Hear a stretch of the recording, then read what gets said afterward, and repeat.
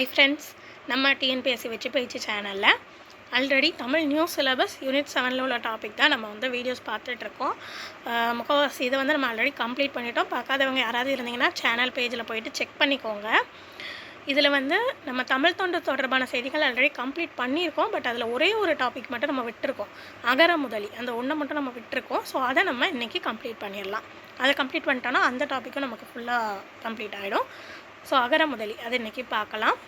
So next அடுத்தடுத்து என்ன topic ரிலேட்டடான வீடியோஸ் உங்களுக்கு தேவைப்படுது அப்படின்றதையும் நீங்கள் கமெண்டில் மென்ஷன் பண்ணிங்கன்னா நிறைய பேர் என்ன சொல்கிறீங்கன்றதை பொறுத்து அடுத்து நான் உங்களுக்கு வீடியோஸ் அப்லோட் பண்ணுறேன். ஓகேவா? ஸோ இன்றைக்கான வீடியோஸ்குள்ளே போகலாம். அகர முதலி பேசிக்காக நமக்கு என்னென்ன அகராதிகள் இருக்குது அப்படின்றத ஃபஸ்ட்டு பார்த்துட்டு அடுத்து அந்த லெசனில் உள்ள நோட்ஸ் பார்க்கலாம். முதல்ல வீரமாமுனிவர் இவர் இயற்றியது சதுரகராதி. இதுதான் தமிழில் முதல் அகராதி 1732 வந்திருக்கு. அடுத்தது லெவிஸ் பால்டஸ், இவருடைய அகராதி பேர் தமிழ் அகராதி. அடுத்தது யாழ்ப்பாணம் கதிரை வேலர், இவர் இயற்றியது தமிழ் சொல்லகராதி. இதை சங்க அகராதின்னு சொல்லுவோம். அடுத்தது ஒற்றை குப்புசாமி, இவருடையது தமிழ் பேரகராதி. ராமநாதன் தமிழ் அகராதி, இதுதான் படத்துடன் கூடிய அகர முதலி, 20ஆம் நூற்றாண்டில் வெளியிட்டிருக்காங்க. வின்சுலோ இது தமிழ், இவருடையது தமிழ் ஆங்கில பேரகராதி. பவானந்தர் தற்கால தமிழ் சொல்லகராதி, 1925 இவர் வெளியிட்டிருக்காரு. பவானந்தருடைய இன்னொரு இது பார்த்திங்கன்னா மதுரை தமிழ் பேரகராதி. இதை 1937 வெளியிட்டிருக்காரு. அடுத்தது சண்முகம், சண்முகம் தமிழ் அகர முதலி 1985 வெளியிட்டிருக்காரு.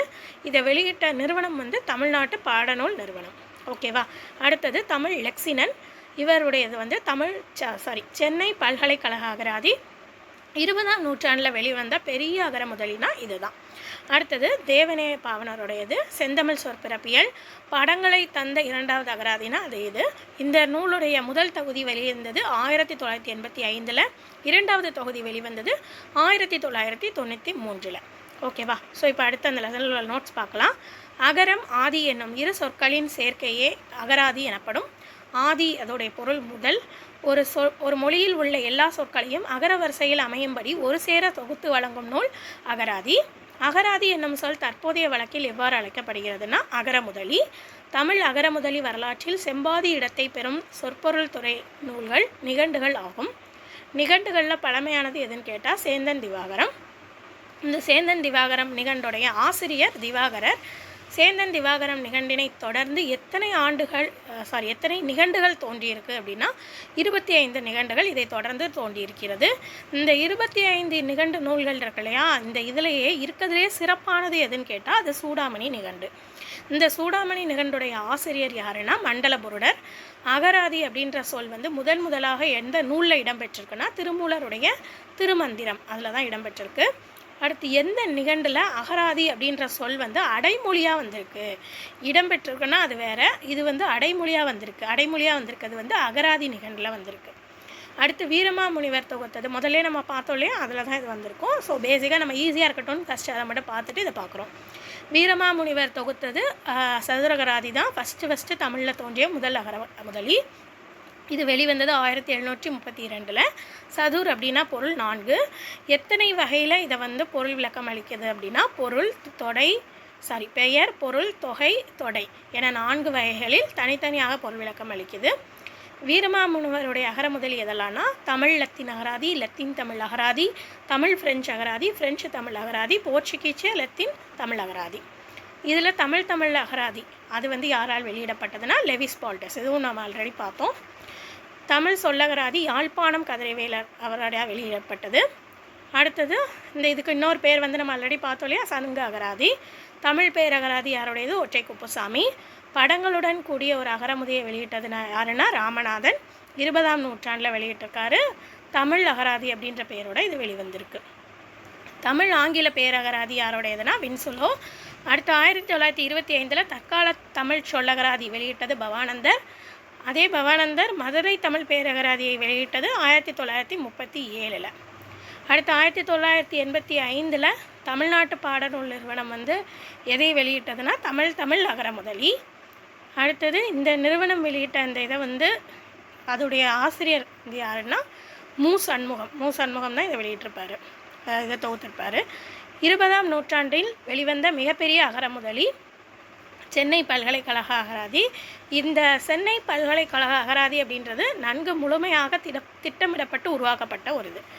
அடுத்தது இந்த அகராதி வந்து என்ற டேஷ் என்ற பெயரில் 6 தொகுதியாக வெளிவந்தது அப்படின்னா தமிழ் லெக்சிகன் அப்படின்ற பெயரில் 6 தொகுதியாக இது வெளிவந்திருக்கு.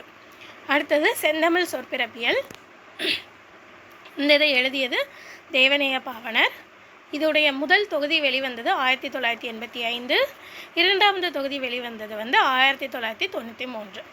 படங்களை தந்த 2வது அகரமுதலினா செந்தமிழ் சொற்பிறப்பியல் பேரகரமுதலி. அடுத்தது முழுமையாக கணினி உதவியுடன் உருவாக்கப்பட்டு வெளிவந்த முதல் தமிழ் அகரமுதலி எதுனா கிரியாவுடைய தற்கால தமிழ் அகராதி.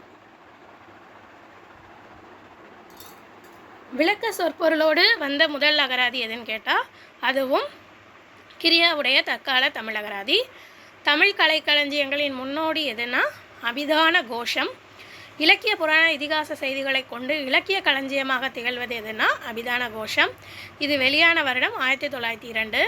இலக்கிய செய்திகளோட அறிவியல் துறை பொருட்களையும் முதலாக சேர்த்து விளக்கம் தந்தது எதுனா அபிதான சிந்தாமணி. இது வெளியிடப்பட்ட ஆண்டு 1934. அகரமுதலியை இந்த சிந்தாமணி அபிதான சிந்தாமணி அந்த அகரமுதலியை தொகுத்து வெளியிட்டது சிங்கார வேலனார். முதல் கலைக்களஞ்சியம் அப்படின்றத எந்த கழகம் தொகுத்து வெளியிட்டது அப்படின்னா தமிழ் வளர்ச்சி கழகம். இந்த தமிழ் வளர்ச்சி கழகம் தொகுத்த முதல் கலைக்களஞ்சியம் வந்து மொத்தம் எத்தனை தொகுதிகளாக வெளிவந்திருக்குன்னு கேட்டால் 10 தொகுதிகளாக வந்திருக்கு. இந்த தமிழ் வளர்ச்சி கழகம் இன்னும் என்ன கலைக்களஞ்சிகளெல்லாம் வெளியிட்டிருக்கு இது போக அப்படின்னு கேட்டால் நாடக கலைக்களஞ்சியம், குழந்தைகள் கலைக்களஞ்சியம், இஸ்லாமிய கலைக்களஞ்சியம். அடுத்தது கலைக்களஞ்சியங்களை தொடர்ந்து துறை சார்ந்த புதிய சொற்களுக்கு விளக்கம் தர தோன்றியது எதுனா கலைச்சொல் அகரமுதலி. எந்த நிறுவனத்தின் முயற்சியால் பொது அறிவு, உளவியல், புவியியல், புள்ளியியல், வரலாறு, வானவியல் முதலிய துறைகளுக்கு கலைச்சொல் அகரமுதலி உருவாக்கப்பட்டது அப்படின்னா கலைக்கதிர் நிறுவனம். தொகுக்கப்பட்ட வருடம் வந்து 1960. அறிவியல் சார்ந்த துறை வாரியான கலைச்சொல் அகரமுதலிகளை தொகுத்து வெளியிட்டது யாருன்னா மனவை முஸ்தபா. அறிவியல் கலைச்சொல் களஞ்சியம் வந்து வெளியிடப்பட்ட ஆண்டு 1991. தமிழ் அகரமுதலி வளர்ச்சியை காட்டுவதாக அமைந்துள்ளது அறிவியல் கலைச்சொல் களஞ்சியம். அடுத்தது அகரமுதலி ஒன்றை நாளும் படித்து வருவாய், நிகரில்லாத சொற்கள் நினைவில் நன்கு பெறுவாய் அப்படின்னு பாட்டு பாடியது யார்? இந்த பாடல் வரிகள் வந்து பாரதிதாசனுடையது. இப்போ வந்து பார்த்திங்கன்னா புக் பேக் கொஷின்ஸ் வந்து உங்களுக்கு இதில் கொடுத்துருக்காங்க. ஆனால் அந்த புக் பேக்கில் உள்ள கொஷின்ஸ் எல்லாமே பார்த்திங்கன்னா இப்போ ஆல்ரெடி நம்ம பார்த்துருக்கோம் இல்லையா நோட்ஸு, இதில் இருந்து தான் உங்களுக்கு அந்த கொஷின்ஸ் இருக்குது. ஸோ இப்போ இதுக்கான ஆன்சர் நான் சொல்ல போகிறதில்ல.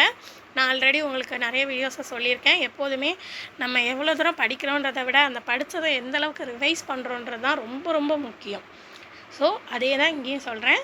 ஸோ இந்த இப்போ நம்ம படித்த அந்த இதுலேருந்து தான் இந்த கொஷின்ஸ் புக் பேக் கொஷின்ஸ்க்கான ஆன்சரும் இருக்குது. ஸோ நீங்கள் இவ்வளோ தூரம் நல்லா கிளியராக பார்த்துருந்தீங்கன்னா கன்ஃபார்மாக உங்களால் இதுக்கு ஆன்சர் பண்ண முடியும். ஓகேவா? அப்படி கன்ஃபியூஸ் ஆகுதுன்னா இன்னொரு தடவை திரும்ப பார்த்துட்டு அதுக்கப்புறம் ஆன்சர் பண்ணுங்கள். ஸோ நிகண்டுகளில் பழமையானது அகராதி என்னும் சொல் முதலில் இடம்பெற்றுள்ள நூல் எது? தமிழில் தோன்றிய முதல் அகரமுதலி எது?